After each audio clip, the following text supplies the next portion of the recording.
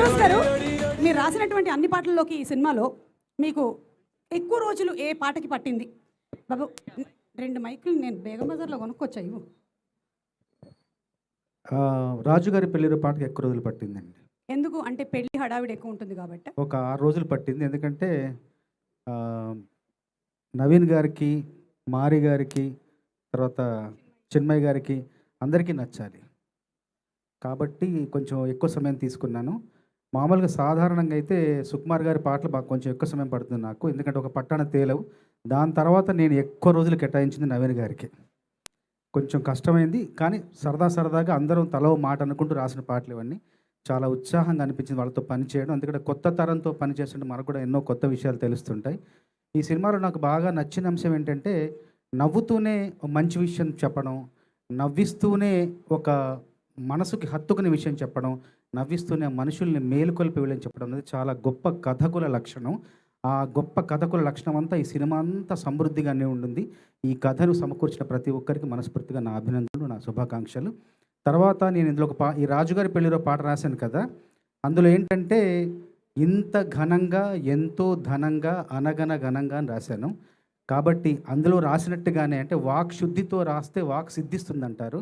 ఎక్కడో మనకు కొంచెం వాక్ శుద్ధి తగిలినట్టుంది. అందువల్ల ఘన విజయం సాధించింది, ధన విజయం కూడా సాధించింది.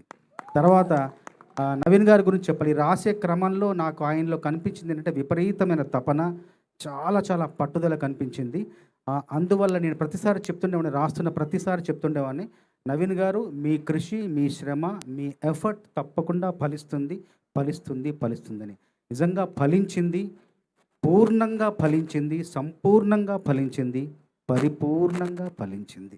మనస్ఫూర్తిగా ధన్యవాదాలు నవీన్ గారికి, అట్లాగే సినిమా నిర్మాత నాగవంశి గారికి, దర్శకులు మారి గారికి, క్రియేటివ్ దర్శకురాలు చిన్మయ్య గారికి మనస్ఫూర్తిగా నా ధన్యవాదాలు. అట్లాగే ఎంతో మంచి బాణీలు ఇచ్చిన మిక్కీ జయమ మేయర్ గారికి కూడా ధన్యవాదాలు. అట్లాగే తను నవీన్ గారు చాలా బాగా పాడారు పాట, చాట్ జీపీటీ పాట.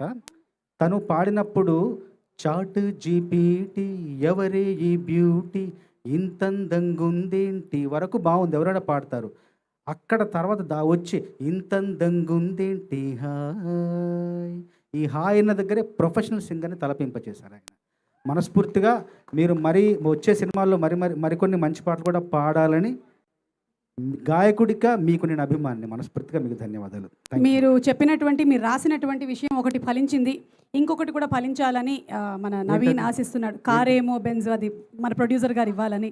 కారేమో బెంజీ, ప్యారేమో జంజీ స్టోరీ మొదలెట్టేద్దాం ఖచ్చితంగా. మీ బాలవాకు బ్రహ్మవాకు అన్నాను. అదే, థ్యాంక్ యూ చంద్రబోస్ గారు. అలాగే జనరలీ మేము యాక్టర్స్ని అడుగుతూ ఉంటాము, ఇంత బాగా మీరు కనిపించడానికి మీరు డైట్ ఏం ఫాలో అవుతూ ఉంటారని. ఇంత అలవోకగా మీకు మాటలు రాయడానికి మీరు ఎలాంటి డైట్ ఫాలో అవుతుంటారో ఒక మాట చెప్పేసి. యోగా చేస్తాను, రోజు యోగా చేయడం వల్ల బాగా రాస్తున్నాను. ఓకే, అంతేనా సార్? అంతే. Okay, thank you. Food brown rice తింటాను. ఓకే.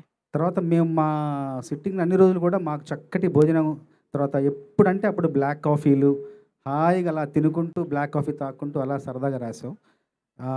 అది చాలా మర్చిపోలేని ఒక మధురమైన సంఘటనలు అవన్నీ కూడా మా మధ్య జరిగినవి. మాకు అవన్నీ గుర్తొస్తే చాలా ఆనందంగా ఉంటుంది. ఇంత విజయం సాధించడం, 100 కోట్లు ఆయనకు రావడం అన్నది మనస్ఫూర్తిగా నాకు ఆనందాన్ని కలిగిస్తుంది ఈరోజు. అందువల్లే ఈ ఫంక్షన్కి ఎప్పుడెప్పుడు చేస్తారని నేను మరీ అడిగి తెలుసుకొని వచ్చాను ఈ ఫంక్షన్కి. Super sir, thank you so much Chandrabose garu. Requesting you to please be seated. Thank you very much. Okay, so movie